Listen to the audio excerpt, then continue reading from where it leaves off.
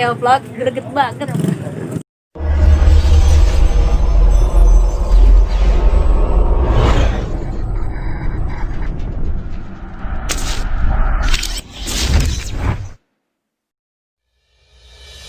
Situs Pataan terletak di Desa Pataan, Kecamatan Sambeng, Kabupaten Lamongan. Lokasi ini berada di lahan perhutani KPH Mojokerto petak 15D. Situs Pataan pertama kali dilaporkan pada tahun 2013 yang mendapat laporan dari masyarakat tentang keberadaan gundukan tanah yang disebut sebagai candi. Pada tahun 2013, BPCB Jawa Timur bekerjasama dengan Dinas Pariwisata dan Kebudayaan Kabupaten Lamongan beserta komunitas pikulan melakukan ekskavasi penjajakan di lokasi situs Pataan. Hasil ekskavasi sungguh mengejutkan. Di sisi selatan gundukan ditemukan tatanan batu putih yang diindikasi membentuk bangunan yang cukup besar. Selang 4 tahun lamanya, pada tahun 2018, BPCB Jawa Timur kembali bekerjasama dengan Dinas Pariwisata dan Kebudayaan Kabupaten Lamongan melakukan penggalian di lokasi situs Pataan. Hasil ekskavasi cukup menggembirakan. Bentuk bangunan utama terlihat semakin jelas. Ditemukan pula bekas gapura dan dinding keliling di sisi barat bangunan utama yang diduga memiliki ukuran 72 meter kali 71 meter. Pada tahun 2019, kegiatan ekskavasi dilanjutkan untuk menampakkan lebih jelas bangunan utama dan menemukan bangunan lain di sisi selatan dari bangunan utama. Keberadaan situs Pataan sementara ini dikaitkan dengan prasasti Pataan dan prasasti Terep yang saat ini disimpan di Museum Nasional. Dalam prasasti Terep yang berangkat tahun 954 Saka atau 1032 Masehi diceritakan bahwa Airlangga mengalami kekalahan yang mengakibatkan Airlangga harus meninggalkan keraton di Watanmas dan berlari menuju Pataan. Dalam prasasti Terep dijelaskan bahwa pelarian Airlangga dibantu oleh Pangkaja Dyah Tumambong yang kemudian menemukan Arca Batari Durga. Ia berdoa pada Arca Batari Durga untuk kemenangan Airlangga. Doa Tumambong terkabul dan desa Terep kemudian diberikan hadiah berupa sima atau tanah bebas pajak oleh Raja Airlangga. Prasasti Pataan itu sendiri mengisahkan tentang adanya bangunan suci yang didirikan di desa Pataan hingga daerah Pataan diresmikan menjadi sima atau tanah bebas pajak untuk memelihara bangunan suci bagi Sang Hyang Patahunan. Apakah situs Pataan merupakan bangunan suci Sang Hyang Patahunan? Bagaimana bentuk dan fungsi bangunan itu? Mengapa Airlangga meminta pelindungan ke Pataan? Dapatkah situs Pataan kemudian menjadi bukti untuk menguak keberadaan Airlangga di Lamongan? Halo sahabat Arkeo Vlog, jumpa lagi. Kita masih hari persiapan terakhir. Besok mulai ekskavasi. Di teman-teman para sahabat tanya nih di komentar kenapa kok perlu diatapi. Ya saya jelaskan lagi bahwa pertama dari segi material dia batu putih lebih rapuh daripada batu. Terus kemudian ini bangunan ini bagian kita menggali bagian dalam ya kan, bagian atapnya sudah runtuh. Sehingga bagian dalam itu tidak dirancang untuk menerima air hujan.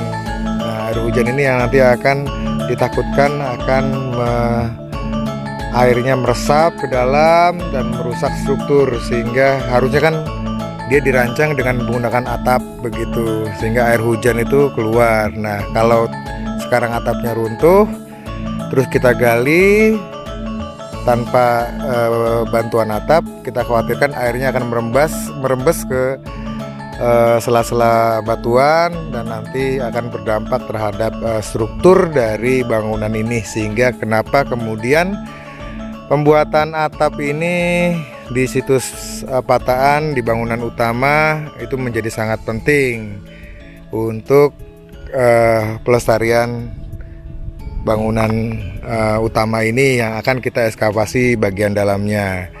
Jadi kita tidak asal menggali tanpa memikirkan jangka panjang hasil dari galian kita. Jadi sebelum kita menggali, beberapa hari ini kita sibuk membangun atap.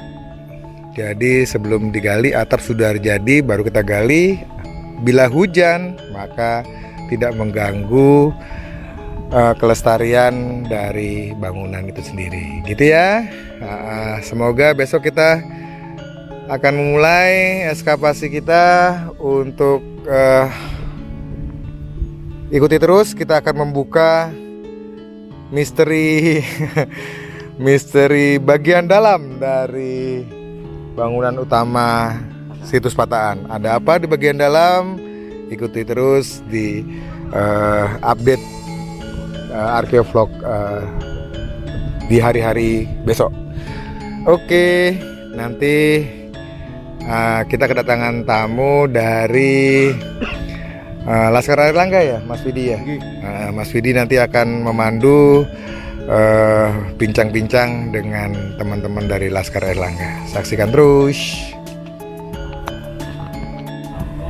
Selamat sore teman-teman Arkeovlog seluruh Indonesia. Pada hari ini tanggal 20 ya, 20 September tahun 2020. Ini situs Pataan kembali hadir untuk dilakukan ekskavasi. Mungkin kalau dihitung tahapnya ada ini tahap keempat mungkin ya. Nah, hari ini sore ini kita kedatangan tamu istimewa, yaitu teman-teman dari komunitas Laskar Airlangga di Padegani ya, dipimpin oleh teman kita.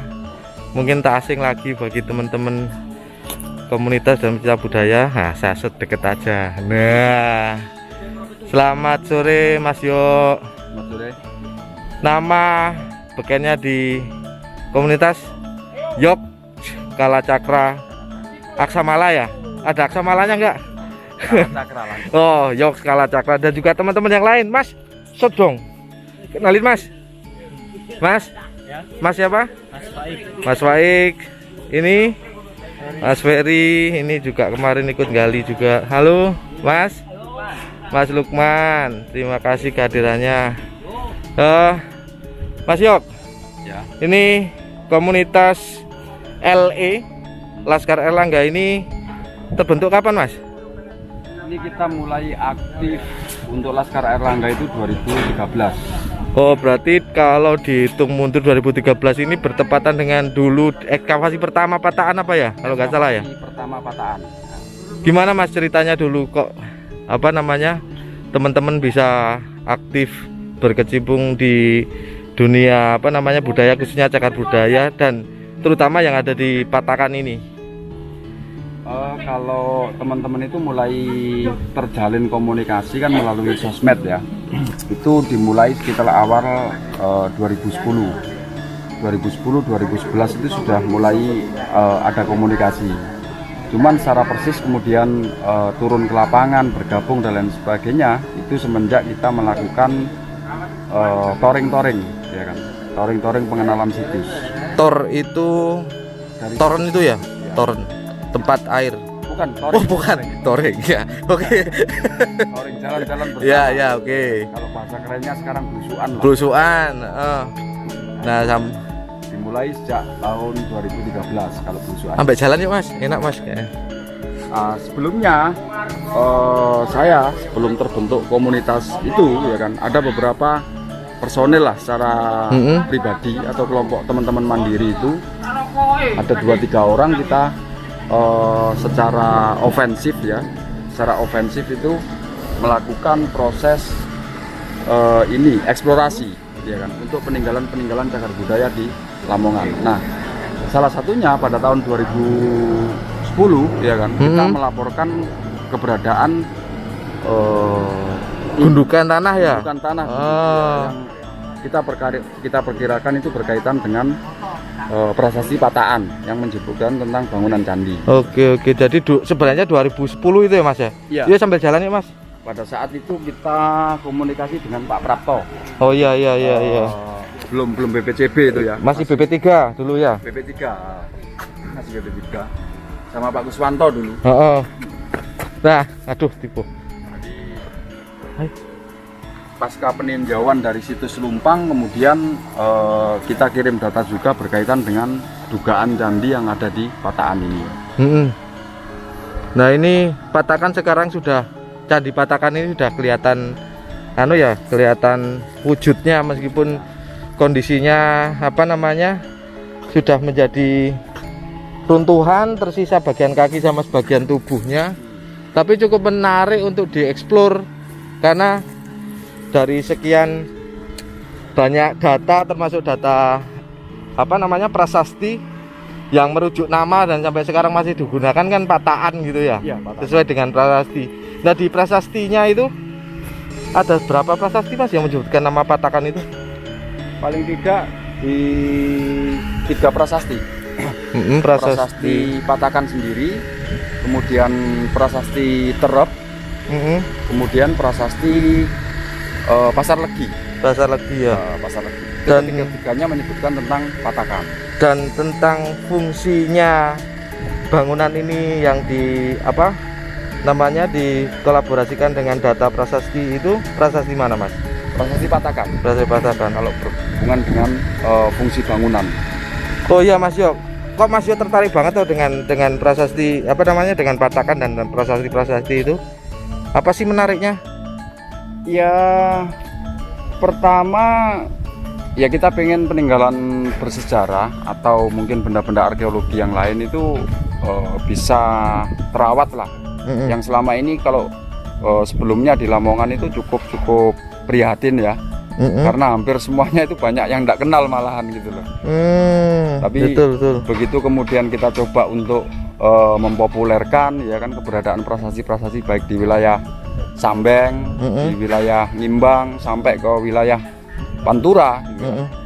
Itu sedikit demi sedikit bahwa kita punya hubungan dengan kesejarahan masa lalu, terutama masa-masa Erlangga itu menjadi cukup menguat. Yang sebelumnya mungkin hanya berkaitan dengan Sunan Derajat, ya kan, Sunan Dhuwur yang secara mainstream itu sudah dikenal lah oleh masyarakat. Nah, jadi Patakan ini menjadi apa namanya? Jadi apa ya? Pemantik mungkin ya, untuk bagaimana Lamongan itu bisa ditelusuri lebih jauh daripada masa-masa yang sekarang dikenal sebagai apa? Masa Islam, bahwa sebelum masa Islam masih ada rentetan sejarah yang masih bisa kita kuak gitu ya. Ya. Ternyata memang hasil kita eksplor ke lapangan itu, kemudian bareng-bareng bersama untuk melakukan kajian dan lain sebagainya, pada akhirnya kita cukup banyak tahu bahwa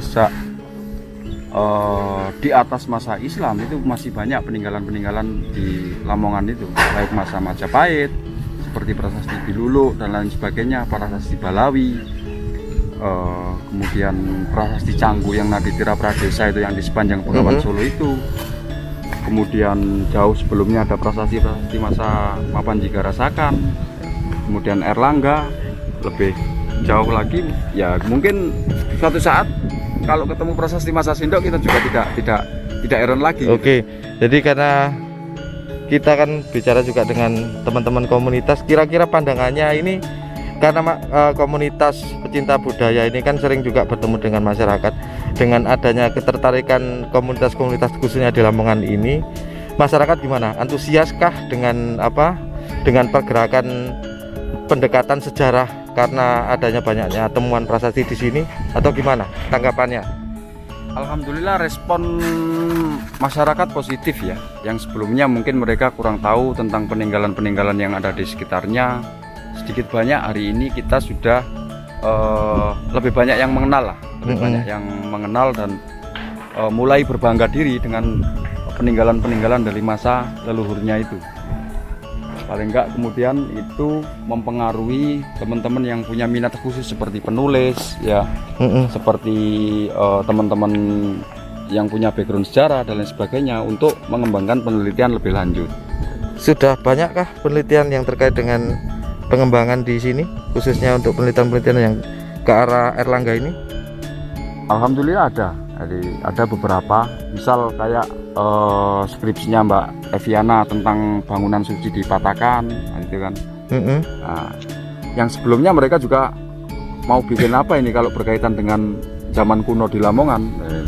Tapi pada akhirnya sekarang satu persatu sudah mulai muncul gitu kan.